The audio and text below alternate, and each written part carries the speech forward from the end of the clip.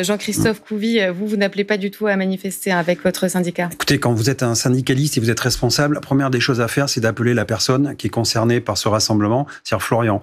C'est notre mandant, on l'a appelé, on a appelé aussi son défenseur, Maître Liénard, qui nous ont dit non, on met beaucoup de réserves sur ce rassemblement qui ne va servir à pas grand-chose, si ce n'est faire monter encore plus de pression sur les épaules de notre collègue. Et donc, effectivement, nous, à son écoute, on a décidé de ne pas prendre part. Je note aussi d'ailleurs qu'un autre syndicat qui s'appelle UNSA Police et qui fait partie du bloc syndical avec Alliance n'a pas non plus demandé à participer à la manifestation. Donc en fait, on voit bien que on peut être en colère, mais la première des choses, c'est respecter justement le souhait du principal intéressé. Et surtout, nous, notre idée, c'est de l'aider au quotidien.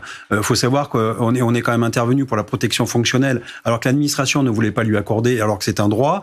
On a fait protéger sa famille qui était menacée, et en même temps, on a fait condamner Oisebdo, qui avait donné son nom, le nom du fonctionnaire et l'adresse qui était menacée de mort. Enfin, vous voyez, ça, c'est vraiment une action syndicale. Et encore une fois, il faut faire très attention. En 2022, il y avait déjà une manifestation qui avait été organisée suite à une affaire sur le Pont-Neuf, et derrière, la doctrine n'avait pas changé. C'est notre collègue qui va être seul aux assises, et derrière, en fait, attention à ça, nous, on le soutient.